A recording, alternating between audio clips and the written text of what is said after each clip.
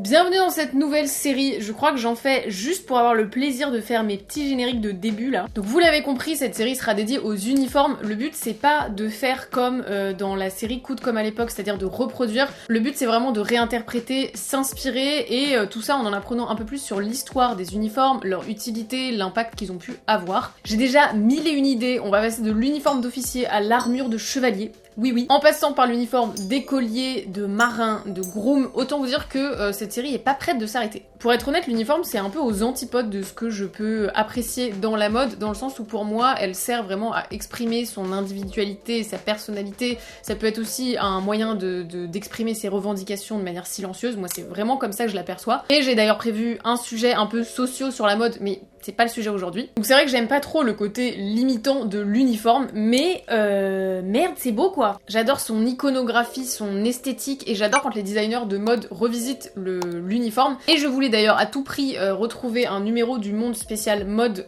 autour de la... Je crois que c'était la mode scandinave, quelque chose comme ça. Et en fait en couverture il y avait un manteau magnifique qui est un manteau Louis Vuitton. Et ce qui a fini de me convaincre pour lancer cette série, c'est cette veste là que j'ai croisée sur Pinterest. Peut-être que vous allez vous dire qu'elle est un peu banale, bleu marine, petit col plat, coupe droite, bof. Et en fait, pour tout vous dire, j'ai pas trop compris pourquoi je l'aimais autant au début, et en y réfléchissant, je crois que ça réunit trois choses que je ne retrouve plus aujourd'hui et qui me manquent un peu dans la mode. C'est que elle a d'abord cet aspect assez rugueux avec sa matière en lin lavé comme ça, elle a des très jolis boutons, et en plus de ça, elle a plein de petites finitions à la main, des petits patchs et tout, enfin je trouve que c'est ça qui fait sa beauté. Donc elle a gagné un peu le bingo de la mode à mes yeux. Cette veste, elle vient d'où? Et bien en fait, elle vient d'une boutique japonaise qui s'appelle Nest of Manure. Alors si je traduis le titre anglais, ça veut dire nid de fumier. C'est un peu marrant, j'avoue, mais on connaît un peu l'amour qu'ont les japonais pour le symbolisme, et en fait c'est une traduction anglaise, mais en japonais ça se dit, je vais regarder mes notes, Atarashike do furui mono, ce qui en français donne nouveau mais vieux. Et donc le terme manure, donc fumier, qui est, soit dit en passant, une super insulte, je trouve, en français. Ça insulte personne, sauf la personne que vous insultez, c'est pas genré, c'est pas misogyne, c'est pas homophobe. Très chouette insulte. Mais dans notre cas, là, ça symbolise vraiment la richesse, refaire de l'abondance avec quelque chose qui était finalement de la merde, littéralement. Et il faut d'ailleurs que je vous parle un peu plus en détail de cette boutique promis rapidement, parce que elle est tellement alignée avec mes valeurs et ma conception de ce que pourrait être la mode aujourd'hui. Faut que je vous lise un peu des extraits qu'ils mettent sur leur site. Donc j'ai traduit du japonais vers le français, donc il peut y avoir des trucs un peu littéral, un peu bizarres, mais vous allez comprendre. Donc sur leur site, ils mettent « On se méfie de la légèreté et de l'illusion des nouveautés, créées simplement pour stimuler la consommation. Il s'agit de regarder la valeur de l'objet lui-même en mettant de côté les marques et les étiquettes, sans être rempli de vanité ou de désir d'exhibition. Nous nous adressons à ceux qui savent reconnaître un style, qui choisissent et décident par eux-mêmes. À ceux qui ne se laissent pas distraire par les tendances, les marques ou les prix, nous voulons vous offrir des objets qui ne se démodent pas, parce qu'ils ne sont pas à la mode, mais qui sont anciens, sans être vieux. » Alors, je sais pas si je fais partie de ces gens-là et que j'estime que c'est grâce à tout ça que mon œil tellement aiguisé a vu la beauté dans cette veste. J'ai envie d'y croire, mais je pense que surtout ils font très bien leur travail sur leurs vêtements. Donc revenons à cette veste. En fait, cette veste-là, figurez-vous qu'elle est française. La boutique Nest of Manure, j'adorais le dire en japonais, mais je vais pas réussir à le redire à chaque fois, donc je vais dire Nest of Manure, y a apporté quelques modifications et j'y reviendrai un peu plus tard. Ce qui est super avec cette boutique, c'est qu'ils mettent une fiche explicative super précise sur chaque pièce qu'ils vont vendre, et alors, la traduction est parfois un peu imprécise, comme je vous le disais tout à l'heure, mais j'ai une certitude, c'est donc une veste française et c'est une veste de travail. Bah ouais, vous vous souvenez, le thème c'est quand même l'uniforme. Là où je suis un peu plus incertaine, c'est sur le fait que ce soit une veste de cuisinier, et c'est vrai que ça coupe comme ça avec un double boutonnage, ça fait penser tout à fait aux vestes de cuisinier. Et le fait que ce soit en plus une veste française, évidemment, la France, la bouffe, c'est cohérent. En intro, je vous ai dit que je voulais pas forcément reproduire à l'identique les vêtements dont j'allais vous parler, les uniformes dont j'allais vous parler, mais là, je vous avoue, j'ai un tel coup de cœur que je vais déjà déroger à la règle. La seule modification que je vais lui apporter, c'est que je ne vais pas en faire une veste, mais une chemise. Pour les matériaux, j'ai collé le plus possible au modèle original, donc j'ai choisi un lin bleu indigo. La veste originale, elle est faite en lin irlandais teint avec de l'indigo indien. Et la boutique Nest of Manure, du coup, m'a fait très clairement comprendre que j'arriverais jamais à trouver un lin aussi beau, mais c'était hyper intéressant. Parce qu'en fait, cette veste, elle est faite en lin 100% irlandais, dans le sens où le lin de base, en fait, la plante de lin vient d'Irlande, ce qui n'est plus trouvable depuis 1960. Et le lin a été aussi filé en Irlande, et pareil, mais ça c'est plus possible depuis 1990 parce que toutes les filatures ont fermé. La filière du lin, elle s'est ensuite beaucoup développée en France, donc ça tombe bien, j'ai pu consommer local, j'ai choisi un lin indigo français. J'ai pris un type de lin qu'on appelle stonewash, donc il n'y a pas vraiment de terminologie française qui existe, mais en fait le principe c'est que vous lavez votre lin avec des pierres et en fait ça permet de délaver le lin, de le rendre plus souple, ça va ramollir la fibre et du coup vous allez avoir un peu des petites disparités de couleurs qui font que moi j'ai choisi ce lin là parce que je voulais quelque chose qui colle encore une fois à cet aspect assez patiné du modèle original. Alors le modèle original, le tissu ressemble pas du tout à ça, c'est un tissu avec des fines rayures, enfin c'est très particulier, j'aurais jamais pu retrouver ça, mais je trouvais qu'un bleu marine ça a marché plutôt bien.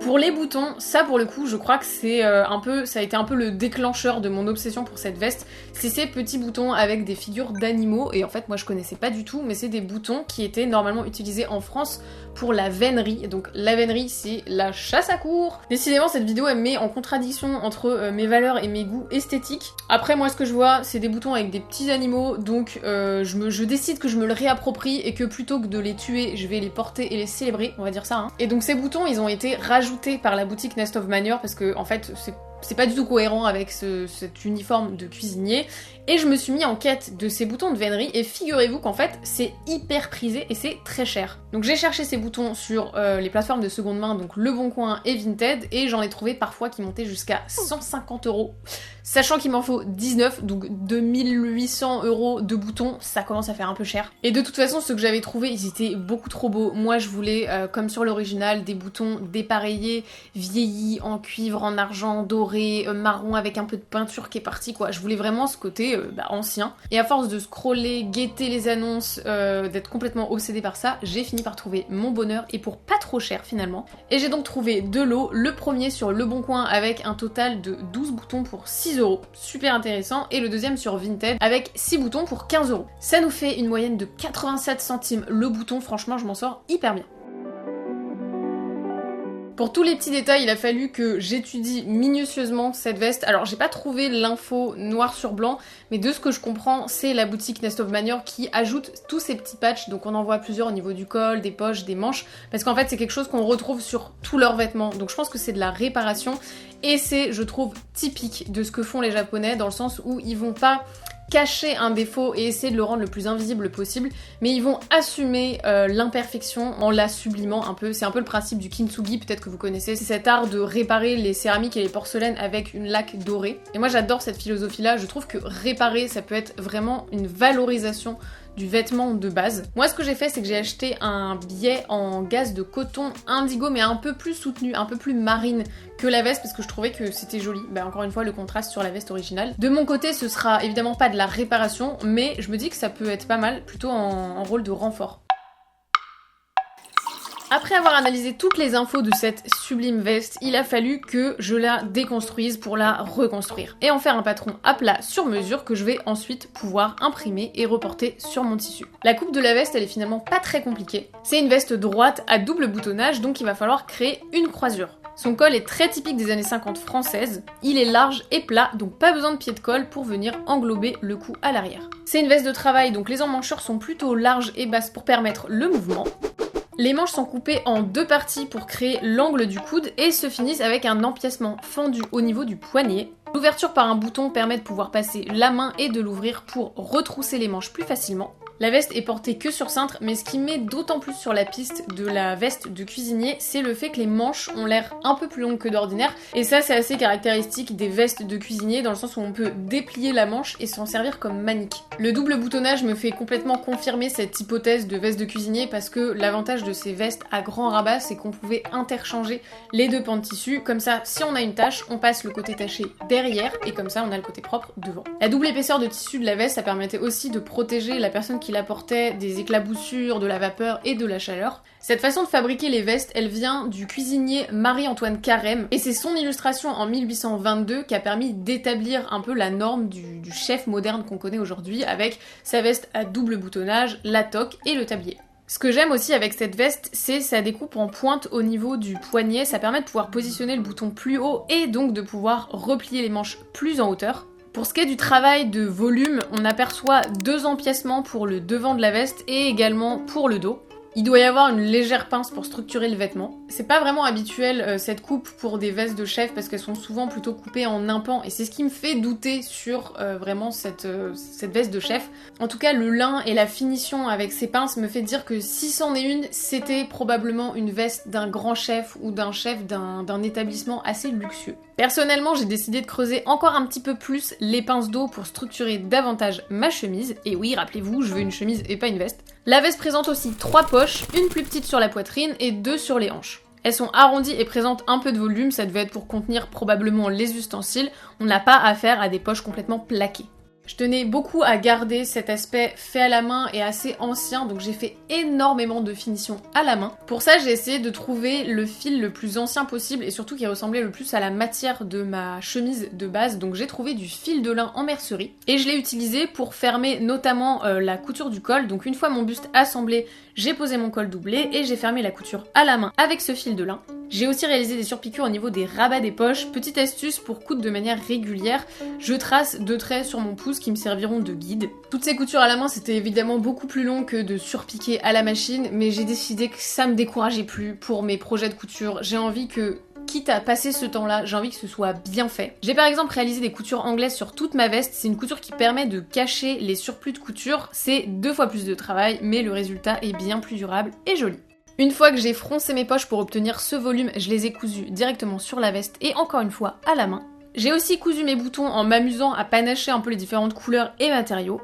Je les ai bien solidifiés en cousant un bouton en bois à l'arrière. C'est quelque chose qui s'est malheureusement beaucoup perdu, alors j'imagine pour des questions encore une fois de rentabilité, mais en fait coudre un bouton à l'intérieur de l'autre côté de votre bouton, ça permet de répartir les tensions et comme ça le bouton extérieur va pas exercer une tension sur le tissu mais directement sur le bouton en bois qu'il a au dos. En toute dernière étape, j'ai cousu mon biais en gaze de coton, toujours à l'aide de mon fil de lin. J'en ai posé sur le col, sur les 4 poches, sur le bord de mon rabat extérieur et un petit bout sur le rabat d'une de mes manches. Et voilà le résultat. J'ai adoré coudre cette veste. Elle a pris tout son sens au moment où j'ai posé les boutons, mais aussi la gaze de coton, toutes ces petites coutures à la main.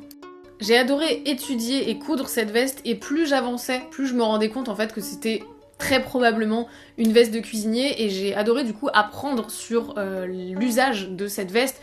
Date ces codes qui sont finalement assez emblématiques aujourd'hui. Et pour le coup, je trouve que l'uniforme prend tout son sens quand il a réellement un usage pratique et qu'il n'est pas que là pour brider l'expression de notre individualité. Et je pense qu'on va beaucoup en apprendre là-dessus en avançant dans cette série, donc j'espère que ça vous a plu. Sachez que je sais déjà ce que je vais coudre pour l'épisode 2, j'ai déjà quasiment fini de patronner, j'ai déjà tourné des séquences. Je vous promets rien évidemment sur la date de sortie de l'épisode 2, mais j'espère pouvoir vous le poster très vite. Si c'est pas déjà fait, je vous invite évidemment à vous abonner pour ne pas rater les futurs épisodes. N'hésitez pas aussi à mettre en commentaire ce que vous aimeriez voir pour les futurs uniformes. N'hésitez pas aussi à liker, hein, vous savez c'est hyper important. Et puis en attendant, je vous dis à la prochaine.